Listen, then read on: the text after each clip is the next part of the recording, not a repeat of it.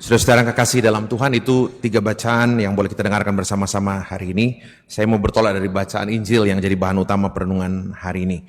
Saudara-saudara, pertanyaan penting dari teks ini, cerita ini lazim sekali, cobaan Yesus di padang gurun. Tapi satu hal yang mendasar, yang menarik, pertanyaan penting itu gini. Apa yang Tuhan mau saya tahu dari cerita pencobaan ini? Apa yang Tuhan mau? Kenapa Yesus sengaja beri dirinya dicobai sebenarnya? Itu pertanyaan paling mendasar. Ini lagi mau tes kekuatan, adu-adu magic atau bagaimana gitu. Kalau Bapak baca cerita lain dalam kitab Injil, selalu kan ceritanya iblis yang datang mencobai.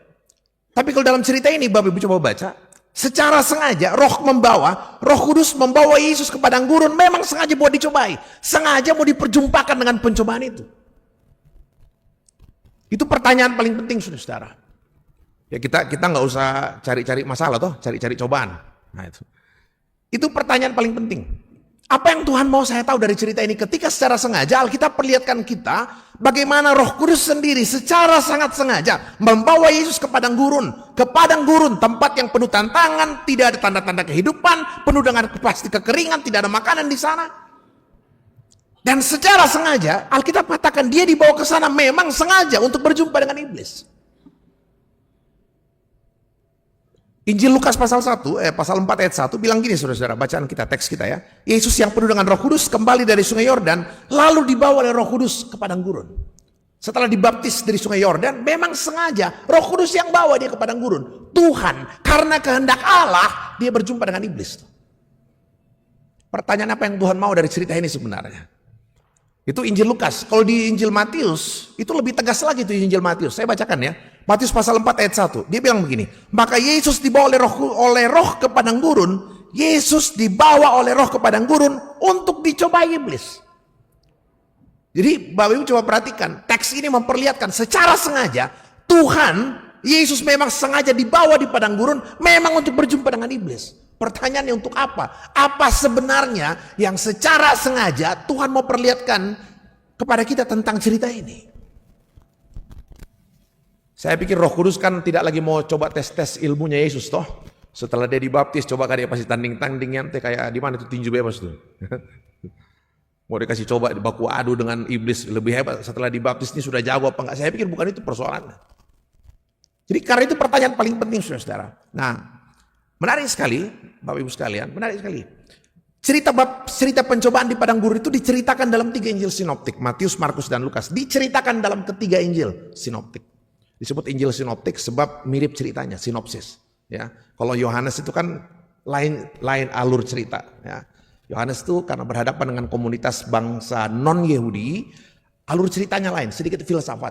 Ya, mulai dari kejadian Yohanes pasal 1 misalnya. Nah, yang saya mau katakan, cerita pencobaan itu diceritakan dalam ketiga Injil sinoptik, Matius, Markus, dan Lukas. Dan yang menarik adalah tidak hanya diceritakan dalam ketiga Injil, tapi dalam ketiga Injil itu juga ditempatkan cerita kisah pencobaan itu juga tepat setelah peristiwa baptisan di sungai Yordan. Jadi dibaptis di sungai Yordan dan kemudian dicobai di padang gurun. Dibaptis, ada Roh Kudus tercurah, suara dari sorga muncul, inilah anakku yang kukasihi, baru kemudian langsung dicoba oleh iblis. Saya pikir menarik sekali. Satu literatur tafsir itu bilang begini, ini ternyata pola yang terjadi sejak dari awal. Ya, mulai dari kisah penciptaan Adam dan Hawa. Bapak Ibu nggak cerita itu kan? Adam dan Hawa kejadian pasal 2, diciptakan Tuhan, diberi mandat, setelah diberikan tugas tanggung jawab, langsung pasal 3 apa kejadian? Dicobai iblis dan jatuh. Ya, itu polanya. Pola itu mirip sekali juga dengan kisah Israel saat Exodus dari Mesir. Saat mereka dipilih Tuhan, dilepaskan dari Mesir, kemudian dibebaskan lewat apa? Lewat jalur apa? Lewat penyeberangan di Laut Teberau. Lewat ke Laut Teberau itu sebenarnya kiasan baptisan, ya. Menyeberang Laut Teberau, dan setelah mereka menyeberangi Laut Teberau, ujung-ujungnya di mana? Padang gurun. Persis seperti cerita ini. Jadi menarik sekali. Literatur penafsir itu bilang begini, ini satu pola menarik yang mau memperlihatkan Ada satu pola, mulai dari cerita Adam dan Hawa yang dipilih, diberi tugas dan kemudian langsung dicobai. Dan kemudian ketika umat Israel dipilih, diberikan tanggung jawab menjadi bangsa pilihan. Dan ternyata kemudian langsung berujung dengan pencobaan di padang gurun. Mereka harus hidup 40 tahun dibentuk Tuhan di padang gurun. Dan itu berulang pada peristiwa Yesus. Yesus yang dibaptis di Sungai Yordan, ya, dibaptis di Sungai Yordan, diberikan mandat memulai perjalanan penyelamatan Allah bagi umat manusia. Dan setelah itu langsung kemudian adegan pertama setelah dipilih adalah dibaptis adalah langsung pencobaan di padang gurun. Apa yang menarik saudara-saudara? Ini satu hal yang menarik, satu pola yang menarik. Apa yang kelihatan? Jadi kalau Adam diciptakan langsung dicobai, Israel juga begitu dan segala macam. Pesan pentingnya adalah apa? Ketika kisah Yesus yang baru saja dibaptis dan diberi gelar anak Allah dan kemudian langsung dicobai di padang gurun. Pesan pentingnya apa? Ini potret hidup kita. Tidak ada orang pilihan yang hidup tanpa cobaan dan tantangan. Begitu kita diberikan tanggung jawab, pasti ada godaannya di sana kan. Kemarin ada teman saya gangguin tuh, kendek bos mulai, lah kadis mau kotek lah. Langsung dia bilang, danggi itu Pak Pendeta, ya tuh kadis, ya tujo, nyerempet tipikor. Lah bilang dia mau tuh tenang-tenang, kuda aku masaki lungku. Nah kayak gitu. Dia udah tahu gitu. Setiap tanggung jawab pasti ada. Jadi saudara-saudara, pesan penting pertama, cerita ini mau perlihatkan betapa apa. Kisah pencobaan ini memperlihatkan betapa apa. Setiap umat Tuhan pasti akan berhadapan dengan banyak sekali tantangan dan persoalan. Itu hakikat hidup kita. Makanya Rasul Paulus katakan, hidup ini adalah pertandingan. Saya sudah mengakhiri pertandingan dengan baik. Coba bayangkan ya, Rasul Paulus sebut perjalanan kehidupan kita sebagai pertandingan. Dan tidak ada pertandingan yang mudah. Semua pasti butuh perjuangan, semua pasti butuh jatuh bangun, semua pasti butuh banyak sekali persoalan. Jadi itu pesan penting pertama. Kalau ditanya apa arti kisah ini, kisah penciptaan ini, saya katakan sederhana. Kisah ini pertama-tama perlihatkan setiap orang pilihan Tuhan, umat Tuhan, anak-anak Tuhan, sedekat apapun dia dengan Tuhan, pasti akan berhadapan dengan cobaan. Jadi jangan bilang, tasya godaan nanti soal-soal dekat-dekat pendeta biar kurang godaan. Saya bilang justru banyak godaan di sana bos. Saya bilang sedang kampung Yesus itu dicobai. Apalagi itu kita bangsiari, gitu loh. Ini potret nih pertama. Jadi cerita ini memperlihatkan hidup kita ini pertama-tama potret hidup kita. Setiap orang pasti bergumul. Saya bilang siapa? Coba saya pikir-pikir. Adakah tokoh dalam Alkitab yang tidak punya cobaan dalam hidupnya? Tidak ada. Siapa tokoh Alkitab yang tenang-tenang saja hidupnya, lempeng aja hidupnya? Mulai dari lahir, kemudian baik-baik semua, mulus-mulus hidupnya. Tidak ada. Alkitab perlihatkan semua tokoh dalam Alkitab, sehebat apapun dia pasti pernah alami yang namanya jatuh bangun di hidupnya. Jadi itu potret, itu pesan penting pertama. Hidup ini potret hidup kita. Ya, potret hidup kita yang memperlihatkan betapa orang-orang, pelayan-pelayan Tuhan, hamba-hamba Tuhan, semua anak Tuhan pasti akan berhadapan dengan banyak sekali pergumulan. Saya bilang, siapa yang tidak ada pergumulannya? Ayub, hamba Tuhan yang dipuji oleh Tuhan sendiri. Dipuji Tuhan, Tuhan yang puji loh, bukan orang lain. Ayub itu anggota PKB yang dibanggakan Tuhan luar biasa. Waktu Tuhan ketemu iblis kan ingat tuh. Tuhan bilang sama iblis, dari mana kau iblis? Jalan-jalan di bumi. Oh, langsung Tuhan bilang gini, mutiru syara kau Ayub jong, hambaku. Kau lihat kan? Rajin sekali dia, ikut paduan suara, rajin kebaktian PKB gitu. Coba bayangkan tuh. Itu coba bayangkan, Ayub, tapi coba lihat hidupnya. Apa semua mulus-mulus saja? Tidak, pahit sekali hidupnya.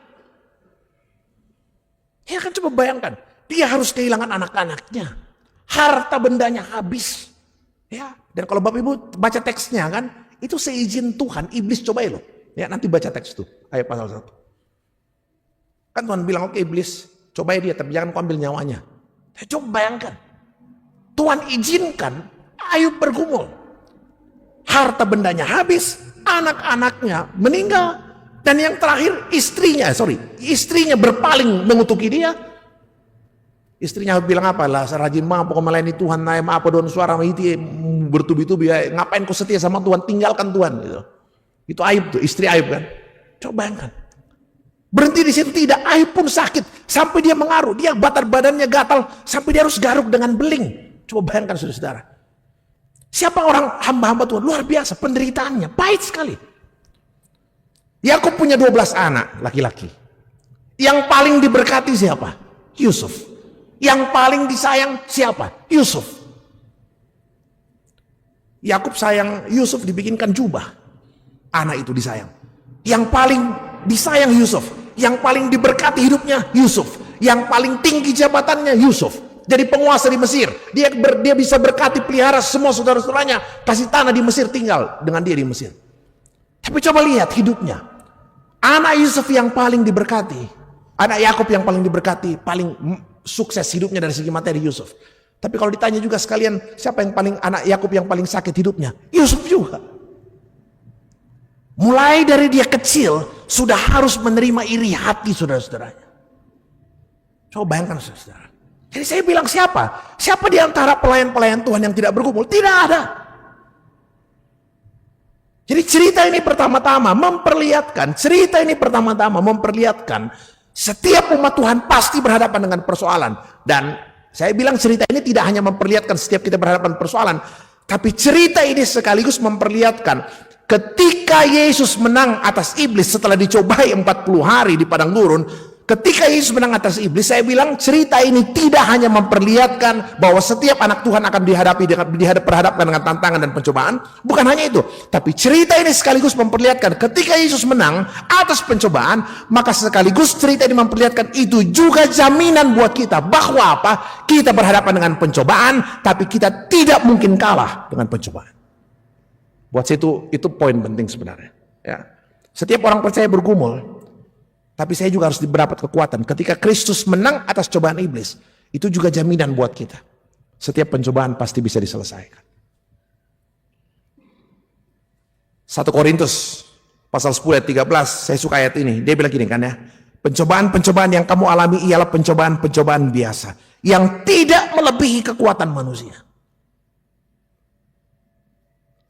Pencobaan-pencobaan yang kamu alami adalah pencobaan-pencobaan biasa yang tidak melebihi kekuatan manusia. Sebab apa? Allah setia, dan karena itu Ia tidak akan membiarkan kamu dicobai melampaui kekuatanmu. Saya dicobai ya, tapi firman Tuhan katakan itu pencobaan biasa, dan Tuhan tidak akan izinkan engkau dicobai melampaui kekuatanmu. Tidak akan melampaui kekuatanmu. Ingat itu, saya selalu pegang kata-kata itu. Saya bilang, oh iya betul ya, waktu Ayub mau coba iblis kan? Ayub mau coba iblis. Iblis mau coba Ayub. Ketukar nih. Sama kan, ada teman saya dulu teman datang dari Jakarta, saya ajak pergi ke Ketek kan. Lihat kuburan tuh, kuburan. Dia, weh Pak Pendeta, di sini orang Toraja ini ya. Banyak kuburan-kuburan gitu loh. Wisatanya horor semua nih katanya. Ya. Oh saya bilang, oh iya kalau orang Toraja meninggal pun ditaruh di rumah Pak. Oh jadi di rumah itu banyak aja. Oh ada, biasa itu kita tidur. Enggak kesurupan orang di sini tuh Pak Pendeta.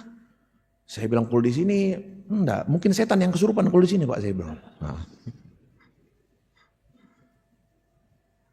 Intermezzo aja. Nah itu saudara-saudara. Ya, Bapak coba ingat ya. Pencobaan itu pencobaan biasa yang tidak akan melewati kekuatanmu. Saya pegang teguh janji itu. Kau dicobai tapi tidak akan melampaui kekuatan. Saya ingat ya, Bapak Ibu ingat ya. Waktu iblis mau cobai Ayub, Tuhan bilang, oke iblis, cobai Ayub, tapi ingat, nyawanya jangan. Ada batasannya. Bapak Ibu ingat ya, Petrus 3 kali menyangkal Tuhan. Tapi dia tidak sampai jatuh. Kenapa? Petrus menyangkal Tuhan. Ada orang tanya, weh, luar biasa dia menyangkali Tuhan. Apa kehebatan Petrus Pak Pendeta? 3 kali dia sangkali Tuhan, tapi tontong sia toda sama petongan. Akhirnya Tuhan pulihkan setelah dia menyangkali Tuhan 3 kali loh. 3 kali dia sangkali Tuhan. Tapi tahu dia bisa bertahan dan akhirnya dipulihkan. Saya bilang ada satu ayat yang penting sekali. Ya. Ingat waktu sebelum dia menyangkal malam itu, sebelum dia menyangkal di perjamuan malam, ada satu ayat yang penting di situ. Godaan iblis juga nih. Saya bacakan ya. Injil Lukas. Kan tadi dikatakan toh, iblis mundur dan kemudian menunggu waktu yang baik. Nah, jadi di Lukas pasal 4 tadi iblis menghilang, muncul lagi di pasal berapa? Nanti muncul lagi di pasal 22. Saya bacakan ya. Satu hal yang penting dalam kehidupan Petrus, dia bilang gini, Lukas 22 ayat 31-32. Lukas 22 ayat 31 dan 32. Itu dalam peristiwa perjamuan malam. Yesus bilang begini, Simon, Simon. Simon, Simon. Lihat, iblis telah menuntut untuk menampi kamu seperti gandum. Jadi coba bayangkan ya. Saya bayangkan, ya peliti iblis. Tiru-tiru paham kita kayak pandita aja yang mau coba bayangkan tuh. Coba ini iblis tuh sibuk menampi kita, menuntut kita untuk ditampi seperti gandum. Coba lihat ya. Simon, Simon, lihat iblis telah menuntut untuk menampi kamu seperti gandum. Menampi kayak dia apa ya? Dipisah-pisahkan lah. Ya itu. Coba bayangkan. Tetapi aku, Yesus, aku telah berdoa untuk engkau supaya imanmu jangan gugur. Bayangkan tuh saudara. Buat itu jaminan pasti. Iblis menuntut kita untuk ditampi seperti gandum. Kekuatan kita dari mana? Kekuatan kita adalah apa? Kekuatan dari Tuhan. Tuhan bilang, Simon, lihat iblis telah menuntut untuk menampi kamu seperti gandum. Tetapi aku sudah berdoa untukmu. Supaya apa? Imanmu jangan gugur. Bayangkan tuh. Tuhan berdoa untuk kita. Supaya iman kita tidak gugur. Jadi saya terus terang saya bilang ini luar biasa. Cerita ini memperlihatkan setiap umat Tuhan pasti berhadapan dengan cobaan. Tapi sekaligus cerita ini memperlihatkan bahwa apa? Pencobaan itu tidak akan melampaui kekuatanmu. Sebab apa? Ada kekuatan pertolongan dari Tuhan sendiri. Itu poin penting pertama, saudara-saudara. Hal yang kedua. Apa yang penting dari kisah pencobaan ini? Hal yang penting dari kisah pencobaan ini adalah apa? Cerita pencobaan ini memperlihatkan satu hal. Satu-satunya tujuan iblis mencobai Yesus itu, mencobai kita adalah apa? Membuat kita kehilangan kesetiaan kepada Tuhan. Itu aja cobaannya. Membuat kita berpaling dari planning Tuhan. Membuat kita berpaling dari rencana Tuhan dalam hidup kita. Saya pikir luar biasa ya. Baptisan di Sungai Yordan baru saja menegaskan, ya. Baptisan di Sungai Yordan itu, saudara-saudara, baptisan di Sungai Yordan itu, saudara-saudara, bukan sekedar apa ya? Bukan sekedar baptisan. Ini penting saya katakan. Saya berulang kali sampaikan. Kalau Bapak Ibu ingat, saya berulang kali sampaikan. Saya selalu tanya, coba ingat, kapan proklamasi suara dari sorga itu diucapkan pertama kali? This is my beloved son. Ini anakku yang kukasihi. Kapan itu diucapkan? Bapak Ibu ingat, itu diucapkan tidak pada saat Yesus lagi bikin mujizat, kasih makan 5.000 orang pakai 5 roti dan 2 ikan, kemudian muncul suara dari surga mengatakan, jago tongan tenak pujong. Tidak. Proklamasi ini anakku yang kukasihi itu tidak diucapkan pada saat Yesus lagi bikin mujizat, kasih bangun orang mati dari kematian, lalu kemudian muncul suara dari surga, this is my beloved son. Tidak. Sebaliknya yang luar biasa itu diucapkan pertama kali justru pada peristiwa baptisan. Dan orang tanya, ada apa dengan baptisan? Saya bilang sederhana. Baptisan itu adalah tempat, saudara-saudara. Baptisan adalah tempat di mana diproklamasikan tentang cara Allah menyelamatkan umat manusia. Maksud pendeta gimana? Saya bilang sederhana. Yesus itu dibaptis oleh Yohanes Pembaptis. Dan Bapak Ibu tahu, baptisan Yohanes Pembaptis adalah, apa artinya baptisan Yohanes Pembaptis? Baptisan Yohanes Pembaptis adalah baptisan pertobatan. Lihat di Injil Lukas Kisah Para Rasul. Baptisan pertobatan, artinya orang berdosa yang mau bertobat dibaptis. Lalu kenapa Yesus dibaptis dengan baptisan itu, pendeta? Apakah dia berdosa dan bertobat? Saya bilang tidak. Dia dibaptis dengan baptisan itu untuk memperlihatkan, Bapak Ibu bisa bayangkan, ketika Yesus mau dibaptis dengan baptisan Yohanes Pembaptis, maka pada saat itu dia duduk bersama-sama, antri bersama-sama, berbaris bersama-sama dengan semua orang berdosa yang mau bertobat dan dibaptis. Artinya apa? Sejak awal, baptisan memperlihatkan cara Tuhan menyelamatkan kita adalah dengan cara Allah menempatkan dirinya pada posisi orang berdosa yang terpisah dan terkutuk dari Tuhan. Itu jalan awal tuh. Dan coba lihat, baru saja Yesus dibaptis, ya, akan menempuh jalan penderitaan. Langsung datang iblis menggoda. Saya kasih kowe nih jabatan. Saya kasih kemuliaan. Saya bilang sederhana, pesan paling penting dari pencobaan ini satu-satunya adalah iblis betul-betul mau membuat kita berpaling dan kehilangan ketaatan, kesetiaan kepada Tuhan. Dan tidak berhenti dengan satu cobaan. Pertama dicuci coba dengan apa? Makanan, dites kalau lapar gitu loh. Nah ini. Aman dokter Altius tadi tuh, saya sudah dilarang Pak Dokter makan makan apa? Lunak bayi lah. Tapi ya makin mami kata Pak Apiong ditiru. Nah, coba kan makanan. Habis itu apa? Berhentikan dengan makanan? Tidak. Diuji lagi dengan apa? Kekuasaan. Luar biasa. Diuji dengan kekuasaan. Tidak mempan. Apakah iblis berhenti? Tidak. Diuji lagi dengan apa? Popularitas. Apa popularitasnya? Luar biasa tuh. Dia kan dibawa ke bubungan bait Allah. Dan kemudian dikatakan ketika kau tiba di bubungan bait Allah. Kenapa di bubungan bait Allah? Itu bait Allah itu tempat yang populer. Buddha tahu. Dan dikatakan di situ, jatuhkan dirimu dari bubungan bait Allah. Dan ketika kau jatuh dari atas, apa tuh? Malaikat Tuhan akan menatangmu. Sebab ada tertulis. Coba bayangkan tuh. Iblis juga bilang kayak Tuhan Yesus. Sebab ada tertulis. Bayangkan ya. Yang iblis baca itu Mazmur berapa? Mazmur 91 tadi yang dikutip tuh. Yang kita baca tadi berbalasan tuh. Itu yang dikutip iblis. Jadi saya bilang gila ini iblis ya. Cobai, nggak berhenti dia dengan sekali mencobai. Dia cobai pertama-tama dengan makanan. Habis itu dicobai lagi dengan apa? Dengan kekuasaan, kedudukan, kemuliaan. Terakhir dicobai lagi dengan popularitas. Disuruh Yesus jatuhkan di dirinya di depan di bubungan bait Allah di tempat keramaian. Biar nanti kalau malaikat selamatkan, wah langsung terkenal. Wah itu jagoan tongan titinya. Bisa meletak, romenta tanam tumbah. Coba bayangkan saudara-saudara. Dan yang luar biasa, yang terakhir itu, Yesus digoda untuk apa? Menjatuhkan dirinya, supaya nanti malaikat turun. Coba bayangkan saudara-saudara, dia pakai ayat Alkitab untuk memaksa Tuhan bekerja menurut kehendaknya. Saya bilang gila juga nih iblis nih. Ternyata iblis juga bisa pakai ayat Alkitab gitu. Jadi, saya bilang kalau begitu harus hati-hati juga ya. Jangan sampai semua yang ada ayat Alkitabnya dianggap benar. Karena iblis juga pakai itu. Luar biasa. Itu godaan terakhirnya tuh. Nah saya bilang berhenti di situ. Tidak. Saya perhatikan betul ya. Saya betul-betul pahami cerita ini. Tapi coba lihat ya. Bagaimana iblis menggoda. Coba lihat nih. Suara Bapa di sorga di peristiwa pembaptisan. Suara Bapa di sorga di peristiwa pembaptisan. Mengatakan. This is my beloved son. Engkau anakku yang ku kasih. Itu suara dari sorga. Suara Bapa. Engkau anakku yang ku kasihi. Iblis datang bilang apa? Coba lihat. Iblis bilang begini. Jika engkau anak Allah. Kenapa aku anak tongang koraka.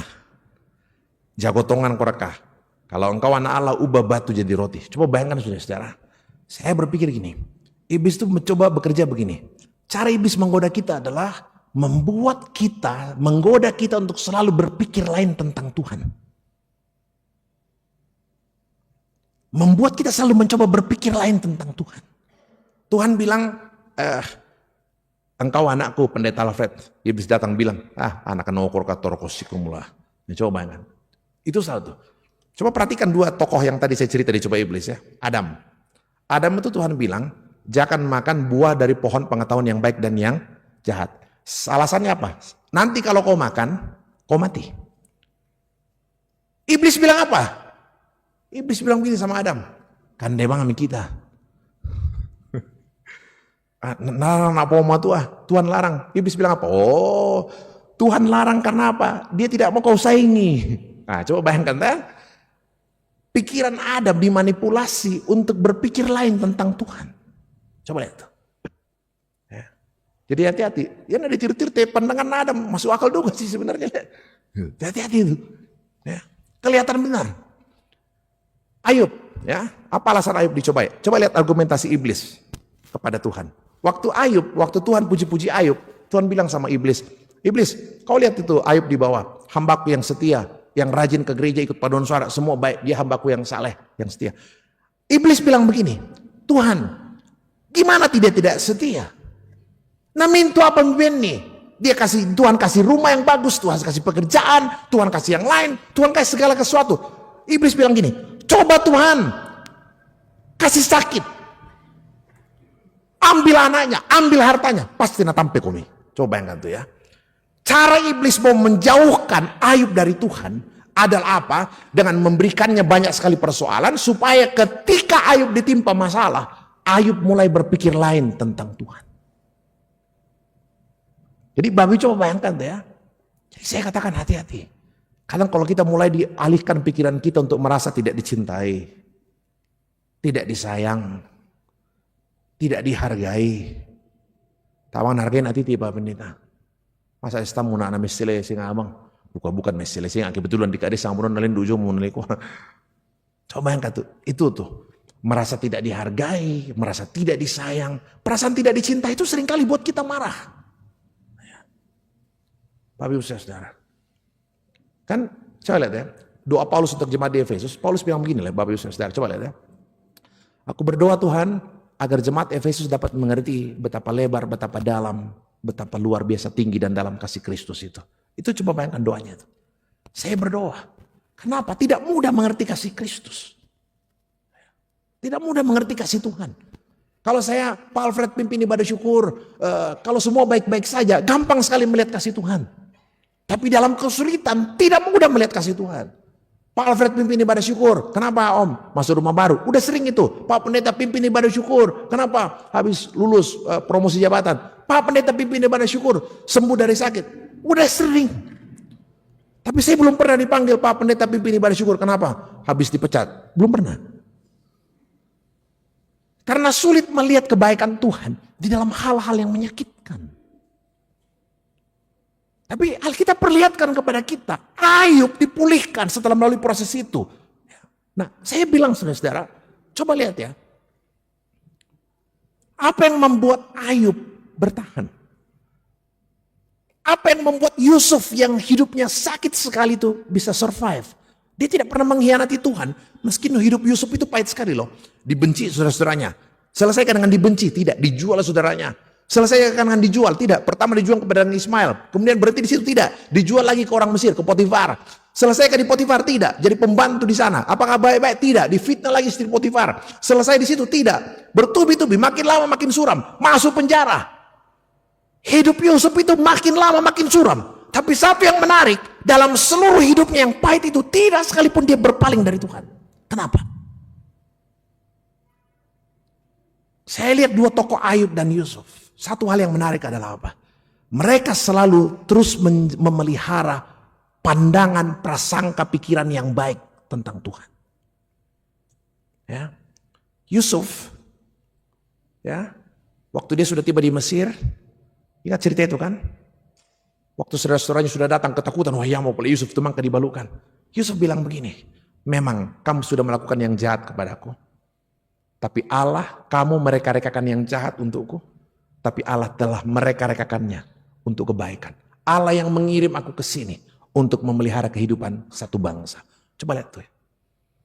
Yang membuat orang bisa survive adalah ketika dia selalu tetap yakin Tuhan punya maksud yang baik dalam hidupnya. Jadi Babi coba bayangkan ya, iblis bekerja dengan apa? Cara membuka pikiran, mengarahkan pikiran kita untuk selalu berpikir buruk tentang Tuhan. Ayub, waktu istrinya marah dengan segala macam, ngapain kau setia sama Tuhan? Ya mau peratu puang, mau penan yang bang, atau malik, mau apa don suara, mau masaki, habis hartamu, anakmu mati. Apa jawab Ayub? Apakah saya mau hanya menerima yang baik dari Tuhan? Tidak. Ayub percaya dalam segala pergumulannya. Ya, dia bilang begini ya, Ayub 45, nanti dulu lihat. Dahulu, ya, aku hanya mendengar tentang Tuhan itu dari orang lain. Ya lewat khotbah dan segala macam. Tapi sekarang dengan pergumulanku sendiri. Setelah saya bergumul, setelah saya sakit, saya dipulihkan. Sekarang dengan mataku sendiri saya bisa melihat Tuhan. Jadi Bapak Ibu coba perhatikan. Apa yang bisa membuat orang bertahan? Kemampuannya untuk terus melihat, percaya Tuhan mengatur yang terbaik dalam hidupnya. Ada satu cerita menarik. Thomas Alva Edison, ya. Lihat cerita itu. Thomas Alva Edison itu penemu lampu pijar, ya, yang saya pikir luar biasa ya. Dia temukan lampu pijar dan banyak sekali hal-hal yang luar biasa dia temukan di dalam hidupnya. Satu kali Thomas Alva Edison yang kecil itu pulang ke rumah bawa satu amplop surat, dia kasih mamanya. Dia kasih, "Ma, ini dari guru." Ibunya buka, Thomas Alva Edison kan hebat sekali, dia temukan lampu pijar ya, dan orang bilang penemu abad ini, orang jenius luar biasa. Tapi kalau ingat cerita kecilnya, luar biasa juga tuh. Ya. Dia pulang sekolah, bawa amplop surat dari gurunya, dia bilang tolong kasih ibumu, jangan kau baca, kasih mamamu aja baca. Sampai di rumah, ibunya buka amplop itu, ibunya diam, kelihatan ada genangan air mata di pelupuk matanya, tapi tampak sekali dia berusaha tegar, dan ibunya kemudian baca surat itu sambil bersuara keras-keras. Ibu, anakmu jenius. Sekolah ini tidak bisa mendidik dia. Jadi ajar saja di rumah sendiri. Ya sudah, itu hari terakhir Thomas Alva Edison pergi ke sekolah. Sejak itu dia dirawat ibunya, dididik ibunya dengan sangat tekun. Sampai kemudian dia bertumbuh dewasa, kuliah, dan menjadi orang yang sangat jenius. Menemukan banyak sekali temuan-temuan baru. Yang paling terkenal itu lampu pijar, orang mengatakan mungkin ada 1000 temuannya yang luar biasa. Ketika ibunya sudah meninggal, satu kali dia kembali ke rumah mereka yang tua di kampung. Dia bongkar lemari-lemari mau cari peninggalan-peninggalan yang masih ada. Tapi matanya tertuju pada satu amplop yang dia ingat betul. Dia bilang, ya gara-gara ya mau te amplop itu nanti aku malah masih sekolah. Dia ambil amplop itu. Dia buka ada surat di dalam. Bapak tahu, ibu tahu apa isinya surat itu. Ternyata surat dari gurunya itu berbeda dengan apa yang diucapkan ibunya dulu.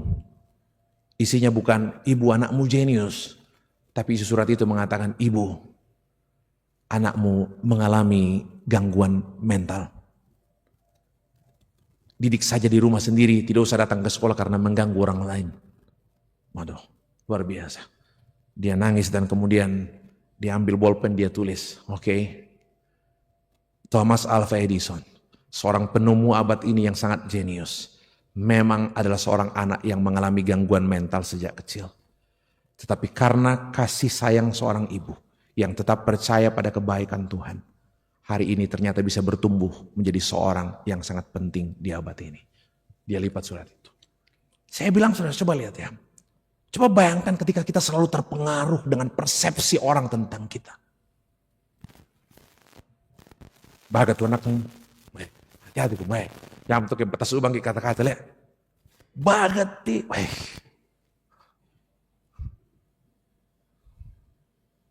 bisa gitu kalau marah, enggak usah mi kata-kata lek. Toh, apalagi itu nama-nama binatang, jangan mi, nama-nama bunga lah kalau marah gitu. Bisa, Pak Dharma bisa lek. Nama-nama bunga aja lah daripada mintu tuh sanga binatang. Kumandio pikir atau nih bukan itu, gitu. Coba jangan kata-kata, saya cuma pikir gini, coba bayangkan kalau kata-kata itu yang mempengaruhi pikiran kita. Coba andai kata tulisan sang guru yang mempengaruhi pikiran seorang ibu. Coba bayangkan ibunya bisa marah ke suaminya, gara-gara ikutin asusti itu nakta. Enggak. Dia tidak pernah berprasangka buruk tentang semua kebaikan Tuhan. Ya. Dia selalu betul-betul percaya Tuhan punya maksud yang baik dengan segala apa yang ada. Saudara-saudara, itu hal yang terbaik yang Tuhan mau kerjakan di tengah-tengah kehidupan kita. Kita bersyukur hari ini untuk semua kekuatan kesehatan yang Tuhan karuniakan. Kita boleh memasuki minggu Prapaskah yang pertama. Kita akan menjalani masa-masa Prapaskah, mengenang kembali penderitaan Tuhan, mengingat kebaikan Tuhan. Dan hari ini firman Tuhan perlihatkan satu hal. Kita akan banyak sekali bergumul dengan banyak hal. Tantangan, pencobaan ada di depan kita. Tapi hari ini firman Tuhan perlihatkan. Di dalam kemenangan Kristus, kita pastikan kita bisa melalui godaan cobaan itu dengan sebaik-baiknya. Tetaplah berpikir yang baik tentang Tuhan. Ya. Jangan berprasangka buruk tentang Tuhan. Ya. Tuhan bilang, you are my beloved son. Kau anakku yang kukasihi. Ada orang bilang, tamu anu. Saya suka tegur orang kalau suka nyeletuk orang tapi langsung entah komentar negatif. Wadah dika udah posal itu musangar kami takut tuh tapi sulit dikaratang kalau kemudian ada tuh mudah mumpan itu. Kadang kepikiran orang, kadang kita ngomong biasa nih, tapi kepikiran gitu loh. Jangan. Nah, hari ini buat saya satu hal, ingat aja. Firman Tuhan katakan, you are my beloved son. Engkau anakku yang kukasihi. Pendeta Alfred, dalam segala kekuranganmu, engkau anakku yang kukasihi. Iblis menuntut untuk menampi engkau seperti gandum. But don't worry, jangan khawatir. Aku berdoa untukmu. Supaya apa? Imanmu jangan gugur. Tuhan berdoa untuk kita. Kita bisa hadapi seluruh tantangan cobaan itu sungguh-sungguh dalam pertolongan Tuhan. Tuhan menolong, Tuhan memberkati saudara-saudara sekalian. Kita masuk dalam saat teduh sejenak.